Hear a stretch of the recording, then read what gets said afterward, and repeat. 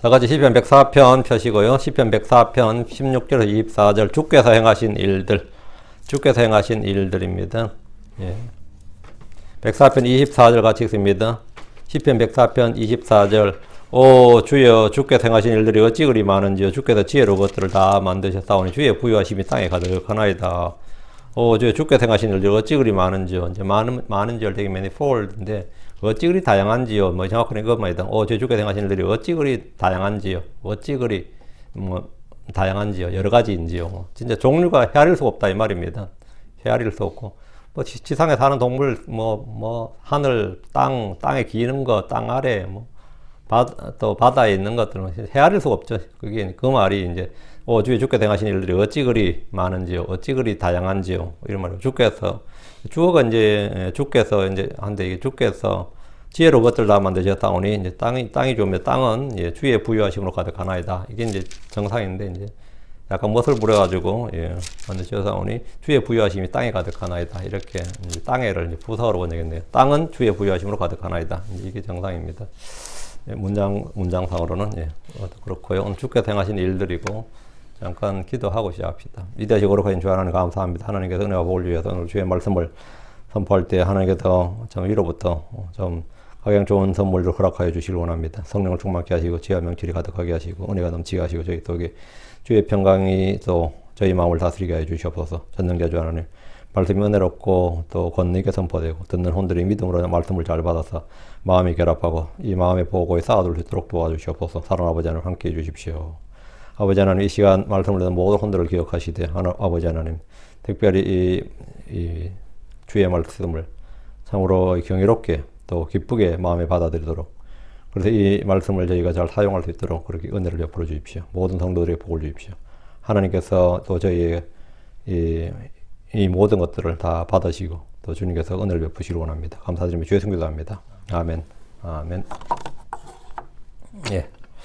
시편 104편 펴시고요.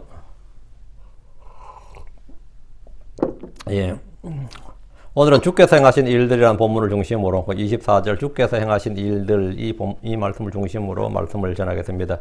주께서 행하신 일들은 창세기 1장 1절부터 기록되어 있습니다. 이것을 우리는 성경에 기록된 역사 이렇게 말하는 역사, 성경에 기록된 역사, written history죠.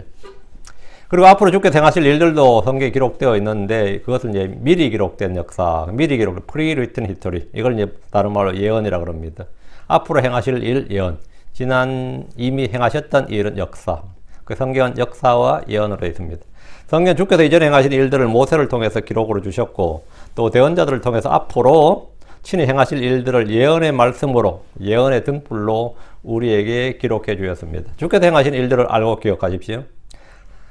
사무엘기상 12장 24절에 사무엘이 주께서 너희를 위하여 얼마나 큰 일들을 행하셨는지 깊이 생각하며 오직 그분을 두려워하며 너희 마음을 다해 진리 안에서 그분을 섬기라. 주께서 너희를 위하여 얼마나 큰 일들을 행하셨는지 깊이 생각하여 주님 우리 위해서 얼마나 큰 일, 얼마나 다양한 일, 얼마나 많은 일들을 행하셨는지를 깊이 생각하라.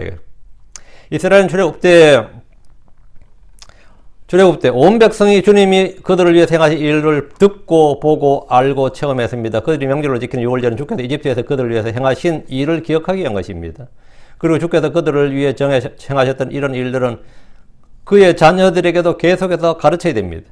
출애굽기 13장 8절에 너는 그날에 내 아들에게 보여주며 이르기를 이것을 행하면 내가 이집트에서 나올 때 주께서 나를 위하여 행하신 일 때문이라. 여기 보면 내가 이집트에서 나올 때 주께서 누구를 위해서? 주께서 나를 위하여 행하신 일. 주께서 나를 위하여 행하신 일 때문이니라. 주님께서 나를 위해서 행하신 일들을 알고 믿는다. 주께서 나를 위해서 행하신 일을 기억하고 알고 있다. 우리가 지금 집회 모임에서 주의 만찬, 성찬식이라 부르는 거 하죠.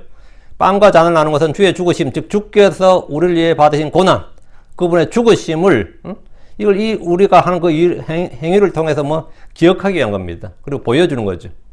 우리가 예배를 드린 것도 주가 누구신지, 그분이 나를 위해서 행하신 일이 무엇인지를 알고 기억함으로 감사와 찬양을 드리는 것. 그것이 예배입니다. 그 예배의 핵심이 뭐냐면 주님이 누구신지 알고 행하는 거예요. 주님이 누구신지 알고 주께서 나를 위해 행하신 일이 무엇인지 알고 다음에 주께서 하신 말씀을 기억하는 것. 이게 기본입니다. 그게 뿌리예요. 그거 없이 한다 그러면 그건 종교의식이죠. 주님이 나를 위해서 행하신 일이 뭐냐 이거예요. 주님이 나를 위해서 행하신 일이. 주님께서 나를 위해서 행하신 일. 주의 말씀을 기억하고 드리는 기도가 믿음의 기도예요. 주께서 행하신 일을 기억하고 뭐 행한다. 그게 감사라는 거예요. 그게. 주 하나님께서 나를 위해 행하신 가장 큰 일은 나를 위해 고난을 받으시고 죽으신 겁니다. 나를 위해서 부활하신 거고. 그러니까 주님은 나를 위해서 육신을 입으셨고 나를 위해서 많은 일을 행하셨고 가장 큰 일은 당연히 고난을 받으시고 친히 자신의 생명을 그분의 생명을 우리를 위해서 나를 위해 주신 겁니다. 주께서는 나를 사랑하사 나를 위해 자신을 주셨습니다. 나를 사랑하사 나를 위해 자신을 주셨다. 그걸 내가 알고 믿으며 사는 사람, 그걸 뭡니까? 하나님 아들의 믿음으로 사노라 그래요. 그렇게 사는 사람을 나는 믿음으로 산다. 의인은 믿음으로 사노라 할 때 의인은 믿음으로 산다. 이게 뭐냐면 주님께서 나를 사랑하사 나를 위해 자신을 주셨다. 나를 사랑하사 나를 위해 자신을 주셨다. 그 내가 육체 안에 사는 삶은 나를 사랑하사 나를 위해 자신을 주셨다. 이것을 믿고 사는 것을 뭐라고? 그걸 믿음의 삶이라 그럽니다. 그걸 믿음의 삶 그래요. 그게 하나님의 아들의 믿음으로 사노라 그러죠. 그게 무슨 뜻이냐면 이거예요. 나를 사랑하사 나를 위해 자신을 주신 예수 그리스도 하나님 아들을 믿는 믿음으로 산다. 하나님 아들의 믿음으로. 그렇게 믿음이 들어오는 거예요. 응? 요한복음 10장 11절에 나는 선한 목자니라. 선한 목자는 양들을 위해 자기 생명을 주거니와 선한 목자는 양들을 위해 자기 생명을 주거니와. 주님께서 생명을 주셨다. 주님이 나를 위해서 행하신 가장 큰 일, 그분의 생명을 내게 주셨다는 겁니다. 요한복음 10장 15절 아버지께서 나를 알듯이 나도 아버지를 아노니 나는 양들을 위해 내 생명을 내놓느니라. 내 생명을 내놓느니라. 주께서 많은 일들을 행하셨다. 주께서 그분이 말씀하신 모든 일을 행하셨다. 주께서 놀라운 일들을 행하셨다. 주님께서 행하신 일들, 너희가 날 믿지 못하겠거든 내가 행한 일들을 보고 믿으라 그랬어요. 그 일을 행하셨다고. 그 주님께서 행하신 일들을 기억하고 깊이 생각하십시오. 주께서 행하신 일을 기억하지 못하는 것, 잊어버린 것이 타락의 시작입니다. 주님이 행하신 일을 알지 못하고 무시하고 멸시하는 것이 배교입니다. 이스라엘은 광야에서 주께서 행하신 일을 잊어버렸습니다. 40년 동안 그들을 먹이신 것과 지키시고 인도하신 것을 기억하지 못하고 그들은 불평했습니다. 시편 77편 11절 12절입니다. 내가 주께서 행하신 일들을 기억하리라. 참으로 주께서 옛적에 행하신 이적들을 기억하리라. 내가 또한 주의 모든 일을 묵상하고 주께서 행하신 일을 말하리라. 여기서 시편 기자는 세 가지를 하겠다고 합니다. 내가 기억하리라. 내가 묵상하고 내가 말하리라. 이것은 지금 우리가 해야 될 일입니다. 시편의 말씀대로 우리가 주께서 행하신 일들을 기억하고 묵상하고 그분이 행하신 일들을 말하면 믿음은 크게 자라날 것입니다. 여러분이 어떤 사정으로 인해서 오랫동안 교회를 다녔지만 여전히 약한 믿음, 흔들리는 믿음, 죽은 믿음, 적은 믿음으로 고민하는 분들이라면 가장 쉽고 단순한 해결 방법이 이겁니다. 지금부터 주께서 행하신 일들을 기억하고 묵상하고 말해보십시오. 아주 단순합니다. 내가 주께서 행하신 일들을 기억하리라. 주께서 행하신 이적들을 기억하리라. 이게 기억하리라죠. 다음에 내가 또한 주의 모든 일을 묵상하고 주께서 행하신 일을 말하리라. 묵상하면 당연히 깨달음이 오고 깨달으면서 나온 말들, 내가 묵상했고 전념한 것들이 나오게 됩니다. 그것이 바로 이제 믿음의 유익이고 믿음은 크게 자라납니다. 예. 마음의 기쁨과 즐거움이 있을 겁니다. 믿음은 자라나고 강건해질 겁니다. 이게 묵상의 유익입니다. 시편 126편 3절 주께서 우리를 위하여 큰 일들을 행하셨으니 그것으로 인해 우리가 즐겁나이다. 주께서 우리를 위하여 큰 일들을 행하셨으니 주께서 행하신 일들이다. 주께서는 많은 다양한 일들을 행하셨고 큰 일들을 행하셨습니다. 또 놀라운 일들을 행하셨습니다. 주께서 행하신 일들이 얼마나 많은지 얼마나 큰 일들인지 알 때 우리는 그것으로 인해서 기쁨이 있고 즐거움을 누리게 됩니다. 이것이 진리의 지식이 주는 기쁨입니다. 이런 것을 깨닫는 것을 성경은 빛이 임한다 그럽니다. 빛이 맺다 그래요. 말씀의 빛이 임했다, 아니면 성령의 빛이 임했다 이렇게 표현하는 겁니다. 주께서는 무엇이든지 그분께서 뜻하시는 것, 기뻐하시는 것을 행하시는 분입니다. 시편 135편 6절에 무엇이든지 주께서 기뻐하시는 것은 그분께서 하늘에서 또 땅에서 그리고 바다들과 모든 깊은 곳들에서 행하셨도다. 주께서 무엇이든지 기뻐하시는 걸 행하셨다잖아요. 우리는 그것들에 대해 생각하고 말하고 노래할 수 있습니다. 주께서 내게 행하신 일들을 선포하는 것이 간증입니다.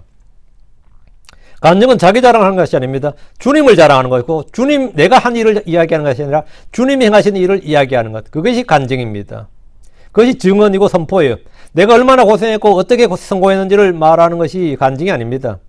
주님이 나를 위해서 얼마나 큰 일을 행하셨는지 얼마나 큰 은혜를 베푸셨는지를 증언한 것이 믿음의 선한 간증입니다. 이런 것을 말한 것이 믿음의 선한 교제입니다.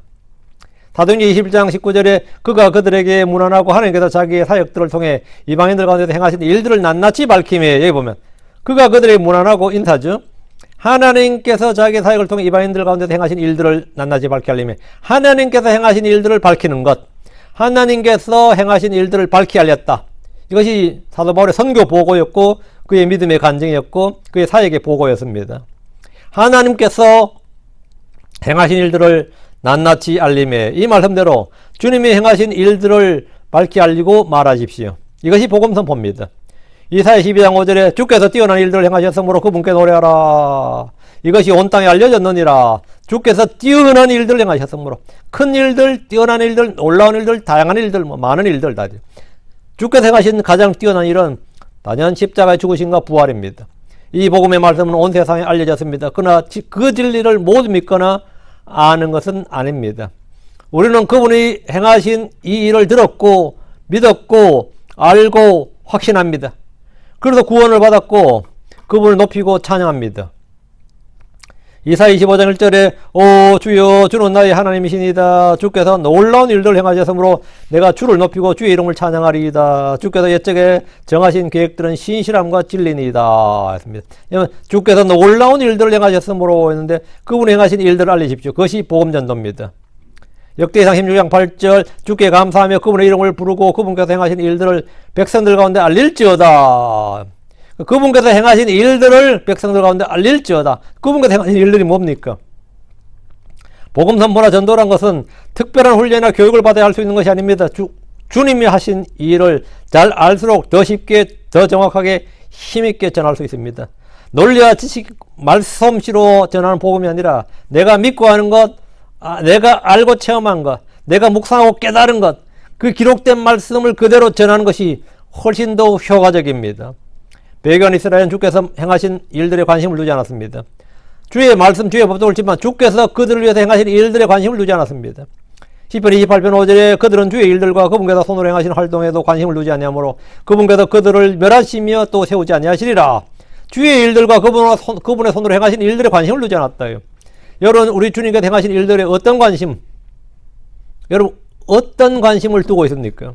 나의 주된 관심이 뭡니까? 대부분 사람은 돈벌이에 관심이 있죠. 나의 성공에 관심이 있고 나의 이익에 관심이 있지만 우리는 주께서 행하신 일들에 관심이 있습니다. 주님의 말씀에 관심이 있다고요. 그런데 여러분이 주의 일들과 그분께서 손으로 행하신 활동, 그분의 일들에 관심을 두지 않으면 당연히 하나님께서는 그들을 멸하시고 그들을 세우지 않는다요. 그때마다 주님께서 대언자를 보내셔서 시편 66편 5절에 와서 하나님께서 행하신 일들을 보라. 와서 하나님께서 행하신 일들을 보라. 우리는 주께서 행하신 일들을 들었습니다. 성경을 통해 읽고 보았습니다. 또 성경 말합니다. 시편 66편 16절 오라 그리고 들으라 하나님을 두려워하는 너희 모든 자들아. 또 내가 그분께서 내 혼을 위하여 행하신 일을 선포하리라. 내가 그분께서 내 혼을 위하여 행하신 일을 선포하리라. 우리는 듣고 기억하고 주의 모든 일을 묵상하고 주께서 행하신 일을 이야기하며 잊지 않고 그분의 명령을 지켜야 됩니다. 주님은 그분이 행하신 일을 통해 나를 기쁘게 하셨습니다. 주 예수님께서는 단번에 자신을 희생물로 드려 영원히 구속을 이루셨습니다. 주님은 십자가 위에서 마쳤도다, 끝마쳤도다, 우리 성경에 다 이루었도다 이런 번 있죠. 뭐 다 이루었도다가 아니라 it is finished, it is finished, 마쳤도다, 끝이 났다 이 말입니다. 주님의 속죄 사역은 끝이 났습니다. 더 이상 죄로 인한 헌물, 희생물 없습니다. 주님께서 마지막 속죄 헌물이 되셨기 때문입니다. 구원과 속죄를 위해서 주 하나님은 모든 일을 다 마치셨습니다. 그게 it is finished. 주님은 일을 마치셨다는 겁니다. 주님 우리의 구원 속죄 사역, 그 초림에서 해야 될 일, 그 일을 마치셨는데 다 마치셨도다. 이제 더 이상 죄로 인한 헌물은 없습니다. 우리는 그분이 이루신 일을 믿기만 하면 됩니다. 자, 본문 보겠습니다. 16절. 지난 시간에 15절까지 했고 오늘 16절. 주의 나무들은 수액이 가득하니 레바논의 백향목들 그것들을 그분께서 심으셨도다. 성경은 사람을 풀이나 나무에 비유하는 예가 많이 있습니다. 민족도 나무로 비교할 때가 있고요. 이것은 일상생활에서도 우리가 흔히 자주 사용하는 그 흔한 그 생활어죠. 생활용법입니다. 복 있는 사람은 강가에 심긴 나무라고 합니다. 하늘의 왕국에서 이 땅의 사람들의 수명은 나무의 날수와 같다는 말씀이 있는데 사람을 나무에 직접 비유한 예입니다. 예레미야 17장 8절은 주를 신뢰하며 주를 소망으로 삼는 사람을 물가에 심은 나무고 뿌리를 강가에 뻗은 나무와 같다. 사람을 뭐다? 나무와 같다 이렇게 말합니다. 이런 나무는 더위가 오는 때를 보지 않으면 잎이 푸르고 가물을 해도 걱정이 없으며 열매 맺는 일을 그치지 않습니다. 어느 민족이나 국가를 나무에 비유하기도 하는데, 어느 민족이나 국가를 나무에 비유하기도 하는데, 이스라엘은 열매 없는 무화과나무로 비유되었습니다. 시편의 다윗은 다윗 자신을 걸어서 시편 52편 8절에 그러나 나는 하나님의 집에 있는 초록 올리브 나무와 같도다. 나는 하나님의 긍휼을 영원 몽토록 신뢰하노라. 나는 하나님의 집에 있는 초록 올리브 나무 같다. 초록 올리브 나무 쓰나? 초록 물고기란 거 뭐 있던데? 초록 물고기 있나요? 초록 올리브 나무. 우리 성경에 푸른 올리브 나무, 그린입니다. 그린. 예, 그린, 초록입니다. 초록 올리브 나무 같도다. 나는 하나님의 집에 있는 초록 올리브 나무 같도다. 이제 다른 성경 모든 번역하고 이거하고 구분하려면 이것만 찾으면 돼요. 초록인지 푸른인지. 푸른은 전부 다 개역 계열이야. 초록, 이거는 킹제임스 계열입니다. 반면 이스라엘은 전에 좋은 열매 맺는 나무 곧 아름답고 푸른 올리브 나무라 불렸지만 범죄로 인해 불이 붙고 가지들이 꺾인 나무가 되었습니다. 주의 나무들이 수액이 가득한 것은 복 있는 사람들, 즉 주의 말씀을 주야로 묵상하는 사람들, 주를 신뢰하고 주께 소망을 두는 사람들, 주를 두려워하고 악을 미워하는 사람들을 말합니다.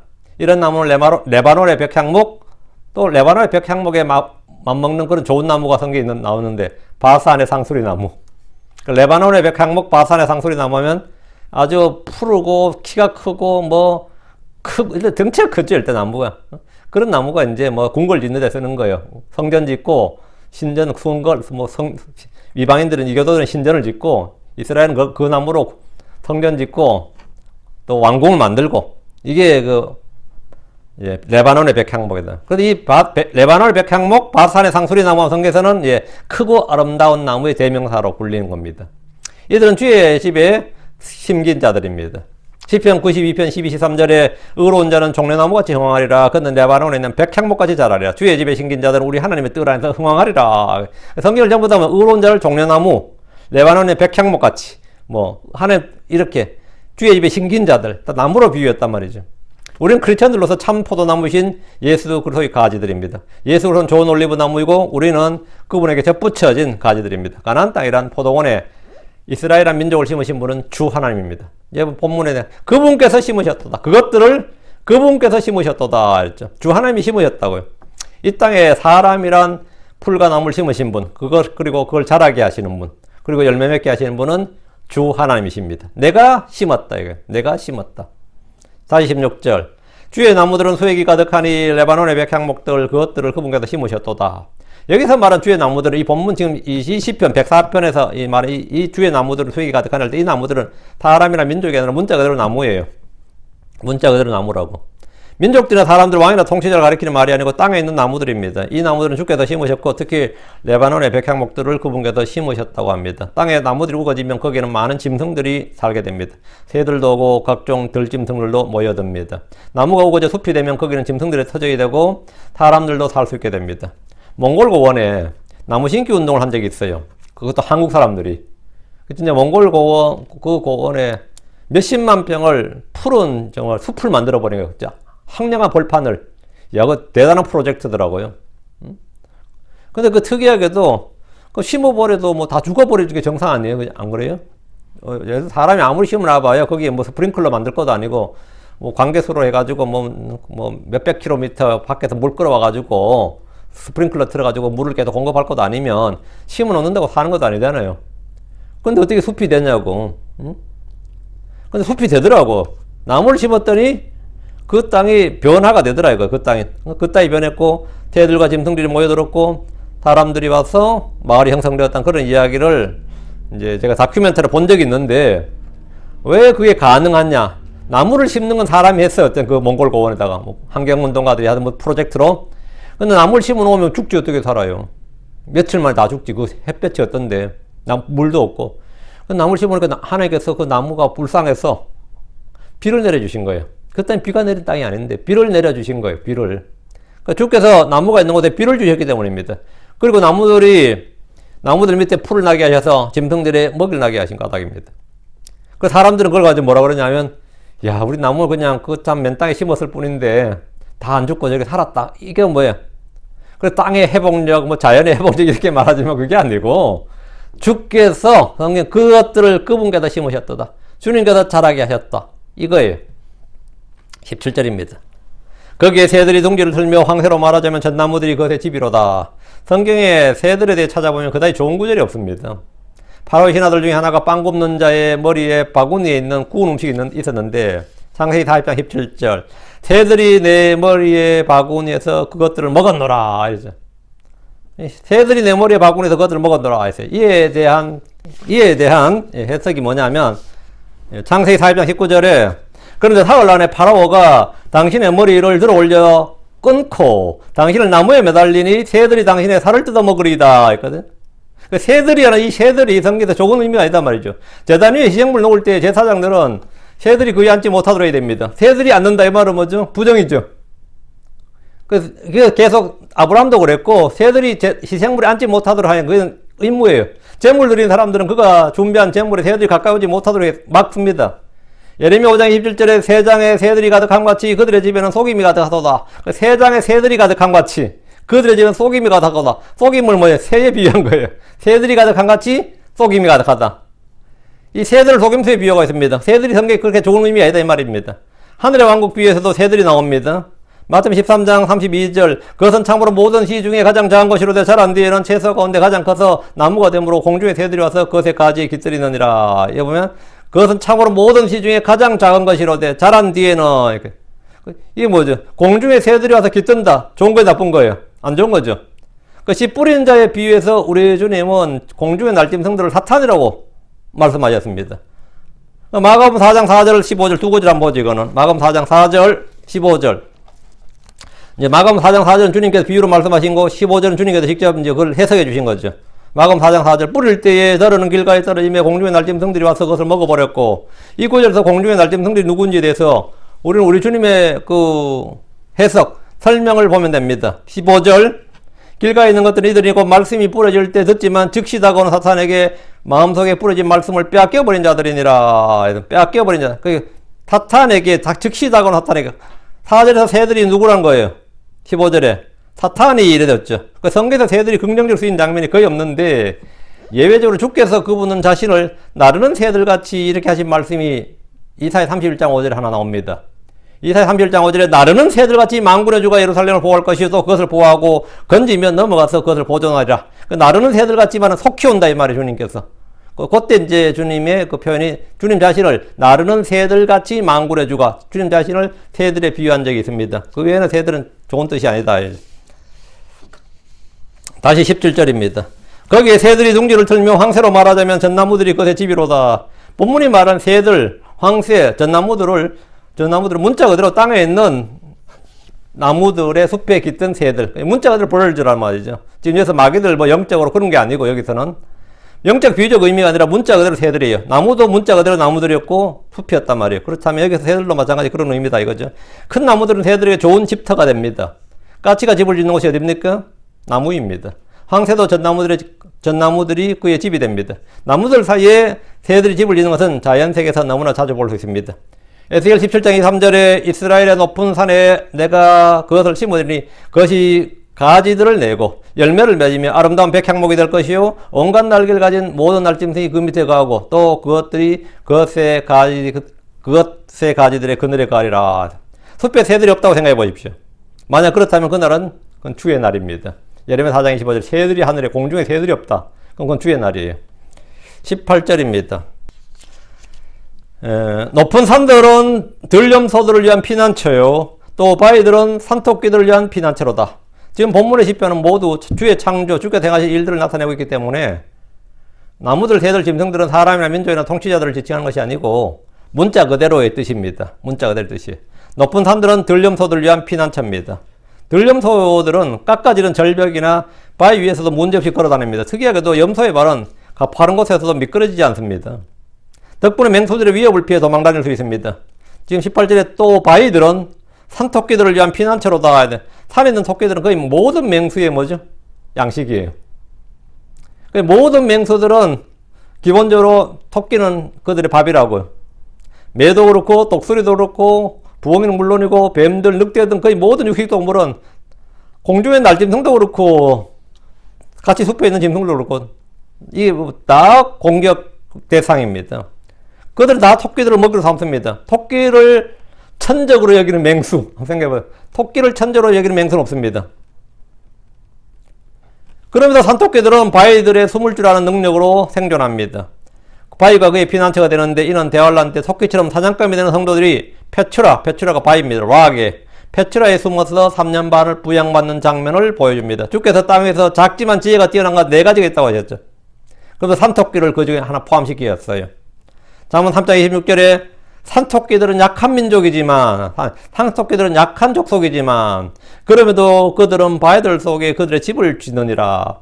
산토끼들은 약하다요. 그렇지만 그럼에도 그들은 바위들 속에 그들의 집을 짓느니라. 이것은 산토끼의 지혜를 보여주는 겁니다. 강하지 않아도 개미처럼 여름에 먹을 것을 준비하고, 약하더라도 바위들 속에 집을 짓고, 왕이 없어도 떼를 지어 무리생을 하는 메뚜기, 그리고 왕궁에 가는 거미들은 지혜로 생존하는 동물들입니다. 그 토끼들은 약한 족속이지만 그럼에도 그들은 바위들 속에, 바위는 강하잖아요. 토끼는 약한데 바위는 강하다고. 바위들 속에 그들의 집을 지으면 안전하죠. 마찬가지로 사람은 약한 존재예요. 여자들도 약하죠. 그렇지만 약하지만 어리도 약합니다. 약하지만 내가 약한 게 중요한 게 아니라 어디에 집을 짓느냐가 중요한 거죠. 어디에 집을 짓느냐 그것만 잘하면 돼요. 우리는 어디에 집을 짓느냐 예수 그리스도가 나의 거처가 된다. 주님이 나의 집이 되면 되죠. 주님께서 살아있는 반석이고 주님께서 그 반석 기초석이단 말이죠. 성도는 이 땅에서 비록 약하고 천한 존재들이지만 주님의 지혜로 얼마든지 세상을 대적하면서 승리자의 정복자로 살 수 있습니다. 바위들이 산토끼들을 위한 피난처이듯이 우리 주 예수 그리스도는 우리의 방패요 산성이요 요새요 방백이요 피난처가 되십니다. 19절입니다. 그분께서 계절들을 위해 달을 지정하셨으며 해는 그가 지는 것을 아는도다. 하나님께서 낮과 밤을 다스리는 해와 달을 만드셨고 또 별들을 만드셨습니다. 창세기 1장 14절에 그리고 하나님께서 말씀하셨도다. 하늘의 궁창에 광채들이 있어서 밤에서 낮을 나누라. 또 그것들은 표적들과 계절들과 날들과 해들을 위해 있으라. 여기 보면 하늘의 궁창에 광채들이 있어. 광채가 그냥 해와 달과 별들이에요. 그것이 밤에서 낮을 나누라. 그리고 그것들은 표적들과 계절들과 날들과 해들을 위해 있으라. 했는데 하나님이 하늘에 만드신 것들은 표적들, 계절들, 날들, 해들을 위해 두신 겁니다. 그 중에 시편에서 지금 달에 대해서 말하고 있는 달에 대해서 말하고 있는데 그분께서 계절들을 위해 달을 지정하셨으니 이랬거든요. 우리는 연월일시를 말하는데 계절들은 보통 계절들을 달로 분류합니다. 1년은 12달입니다. 달을 계절로 나눕니다. 보통 3월이면 봄이라고 그럽니다. 6월이면 여름이라고 그러고 9월이면 가을이라고 그럽니다. 계절은 월로, 달로 분류하는 것은 전 세계 공통입니다. 왜 그렇게 하느냐? 그렇게 물을 필요 없어요. 전 세계 공통이에요. 해는 그가 짓는 것을 아는도다. 해가 지면 해가 뜨면 아침입니다. 해가 지면 저녁입니다. 해가 뜨고 지는 것은 우리가 매일 볼 수 있는 자연의 현상입니다. 이 땅의 모든 생물은 해의 열기로 삽니다. 풍부한 일조량이 있어야 땅도 풍성한 소출을 냅니다. 달은 교회를 예표하고 해는 신랑이신 예수 그리스도를 예표합니다. 20절입니다. 주께서 어둠을 만드시며 그것이 밤이니이다. 숲의 모든 짐승들이 거기서 나오나이다. 주께서 어둠을 만드시며 란 말씀에 주목하시고요. 어둠은 빛의 결여가 아닙니다. 여기 주께서 어둠을 만드시며 여기서 언더라인. 주께서 어둠을 만드시며 어둠은 빛의 부족, 빛의 결여가 아니다.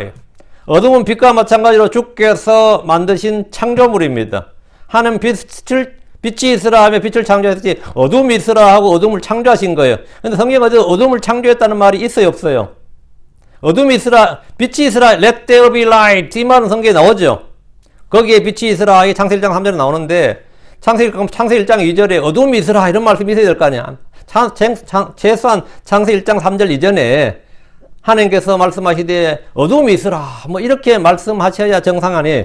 근데 그런 말씀은 성경에 없어요. 그럼 하나님이 어둠을 안 지으셨냐? 그건 아니죠. 주께서 어둠을 만드심에 그것이 밤이니이다. 이랬거든요. 이사야 45장 7절. 이사야 45장 7절. 나는 빛도 짓고 어둠도 창조하며 평안도 만들고 악도 창조하나니 나 주가 이 모든 일을 행하느니라.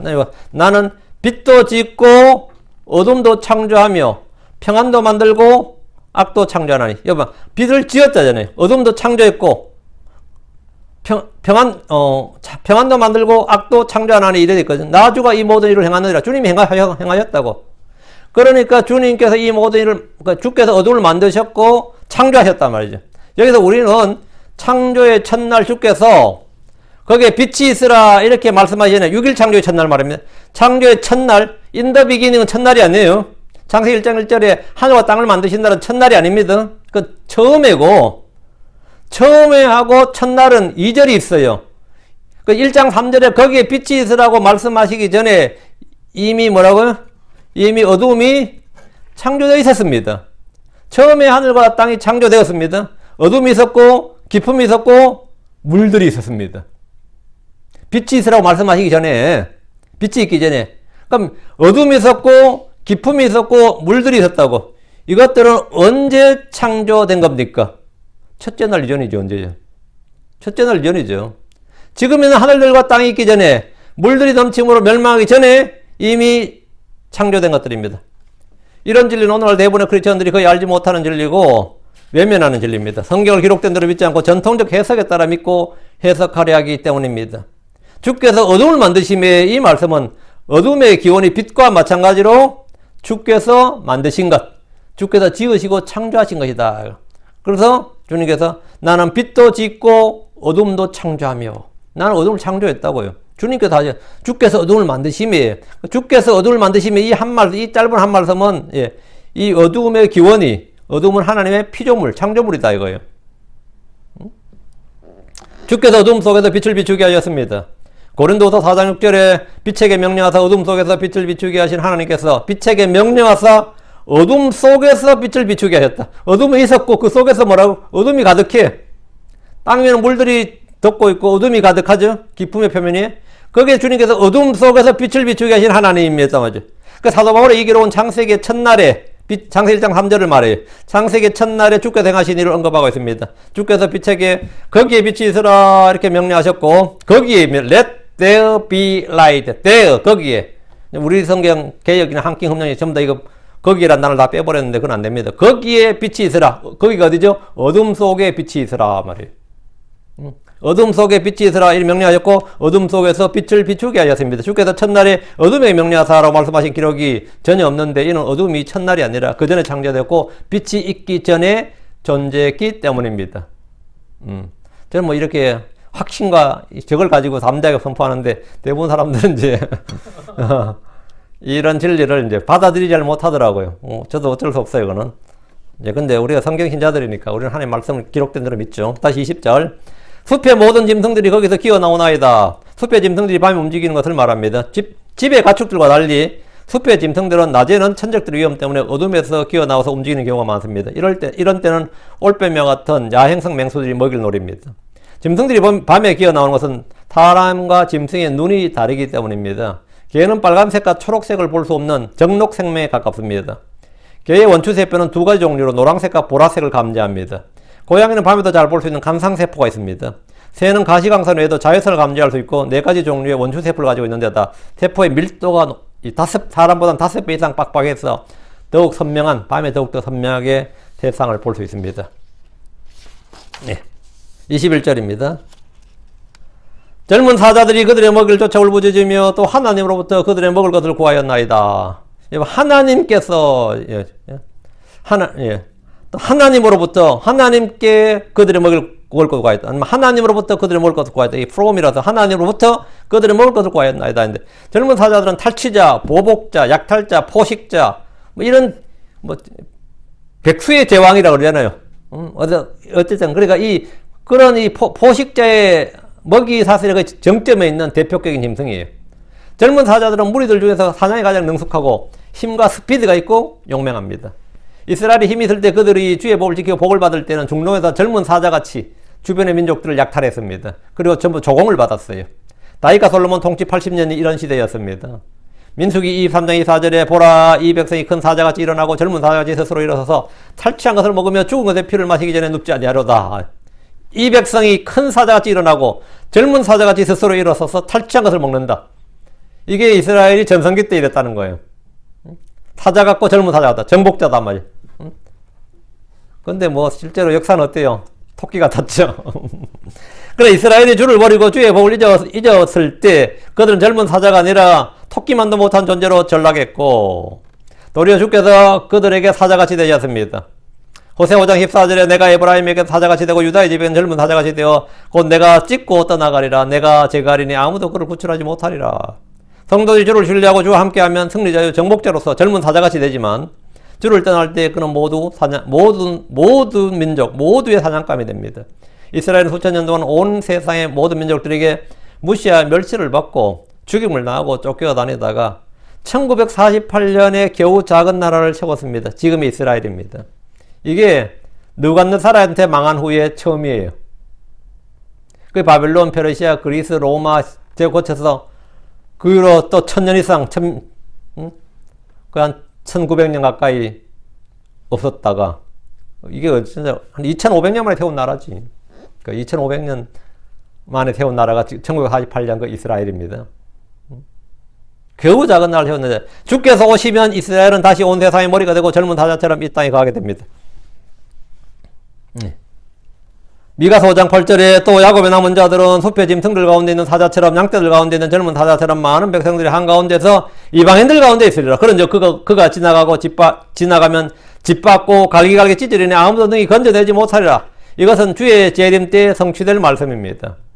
야곱의 남은 자들, 이게 뭐 남은 자들, 소수의 남은 자들 하는 거죠. 이기는 자들, 끝까지 견디는 자들. 이게 이제 그거죠. 그건 숲의 짐승들 가운데 있는 사자처럼 14만 4천이 내는 사람 전부 야곱의 남은 자들이에요. 양떼들 가운데 젊은 사자처럼 많은 백성들 한가운데 이방인들 가운데 있으리라. 이거는 이제 이건 천연옥대에 있을 이야기죠. 이건 주의 재림 때 성취될 말씀입니다. 본문은 이런 영적 예언적 의미가 아니고 지금 제가 하는 이 21절의 이 본문 자체는 이런 영적 예언적 의미가 아니라 문자 그대로 사자들에 관한 거예요. 사자들은 백수의 제왕이란 타이틀과 달리 먹이를 구하는데 많은 어려움을 겪습니다. 밀림에서 여러 맹수들과 먹이 경쟁을 벌여야 됩니다. 젊은 사자들이 먹이를 찾아 울부짖는 것은 먹이를 두고 다툴 때입니다. 하이에나 무리들과 들깨들, 표범을 비롯한 다른 짐승들과 먹이를 다툴 때 사자들은 울부짖습니다. 마귀도 울부짖는 사자입니다. 주 예수는 유다지파의 사자입니다. 숲의 사자들은 하나님부터 먹을 것을 구합니다. 이것은 들의 모든 짐승이 그렇습니다. 아무리 힘이 있고 똑똑한 사람이라 해도 주께서 주시지 않으면 아무것도 받을 수 없습니다. 22절 해가 뜨면 그들이 스스로 함께 모여 그들의 굴들 속에 눕느니라. 해가 뜨면 사자들의 습성을 보여줍니다. 밤에 사냥을 했다면 해가 뜰 때 그들이 스스로 함께 모여 그들의 굴 속에 눕습니다. 여러분이 아마 동물의 왕국이나 BBC에서 만든 그런 다큐멘터리를 좀 보시면 어둠 속에서 사자들이 막 뜯어먹고 하는 거 많이 볼 겁니다. 사자는 하루 20시간 정도 잠을 자는 애도 많습니다. 왜 그럴 것 같아요? 호랑이나 표범 같은 이런 육식동물들 잠이 많아요. 왜 그러냐면 이들의 활동 시간은 해가 넘어가는 석양 무렵이거나 달이 초원을 환히 비출 때입니다. 밤눈이 밝아서 약간의 빛만 있어도 그걸 반사해서 좋은 영상을 얻어내고 모양만 보면 코끼리인지 영양인지 쉽게 알 수 있습니다. 사냥을 하기 위해서 충분히 낮잠을 자두는 겁니다. 아침에 함께 모여서 그들의 굴에서 잠을 잡니다. 안식을 취하는 거죠. 오늘도 예수 그리스도가 오시면 그때 비로소 안식이 주어지는 겁니다. 23절 사람은 그의 일을 하러 나아가며 저녁까지 그의 속을 하는도다. 사람은 낮에 일하죠. 밤이 되면 어두우면 이제 일을 못하니까. 지금이야 뭐 밤에도 이 전기라는 게 들어와가지고 밤에도 일을 하지만 사람은 그의 일을 하러 나아가며 그 저녁까지 그의 속을 하는도다. 사자들과 달리 사람은 아침에 일어나서 일을 하러 나갑니다. 노동은 죄에 대한 심판이며 동시에 복입니다. 하나님은 사람이 땅을 갈고 이마에 땀을 흘려야 땅의 소산물을 먹게 하셨습니다. 아침에 일을 나가며 저녁까지 그의 수고를 합니다. 이것이 보통 사람들의 일상입니다. 24절 오 주여 주께서 행하신 일들이 어찌 그리 많은지요. 주께서 지혜로 그것들을 다 만드셨사오니 땅은 주의 부유하심이 충만하나이다. 주께서 행하신 일들이 얼마나 많은지 우리가 헤아릴 수가 없습니다. 그 종류 그 가지수가 너무 많아요. 그분이 행하는 일을 책으로 쓰면 온 세상에라도 모두 다 두지 못할 것이란 사도 요한의 말대로 주님이 행하신 일 지금도 주님께서는 그 일을 행하고 계시고 앞으로도 하실 일이 많습니다. 주께서 행하신 일들이 어찌 그리 많은지요. 이것은 주를 아는 사람들이 할 수 있는 믿음의 선한 고백이고 찬양입니다. 예, 오늘은 여기까지입니다. 예, 어제 제가 한 페이지를 생략했기 때문에 좀 빨리 끝났습니다. 덕분에 아주 짧게 오늘 끝났는데 이 빠진 부분은 제가 보충해서 넣도록 하겠습니다. 제가 여러분 동영상으로 제가 빠진 부분 동영상으로 제가 다시 해서 편집해서 올리도록 하겠습니다. 네, 자 기도하겠습니다. 위대하시고 거룩한 주 하나님 감사합니다. 하나님께서 함께하여 도우시고 은혜를 베푸셔서 오늘 주의 말씀을 선포했습니다. 선포한 모든 말씀들이 성도들 안에 잘 전달되길 원합니다. 주님께서 은혜를 많이 베풀어 주시옵소서. 전능자 주 하나님께서 저에게 주께서 행하신 일들이 어찌 그리 많은지요 했는데 주께서 행하신 일들을 저희가 잘 기억하고 또 그 말씀들을 저희가 또 마음속에 잘 간직하도록 그래서 저희가 그것을 잊지 않게 하시고 말씀이 저희 마음에서 빠져나가지 않도록 해주시옵소서.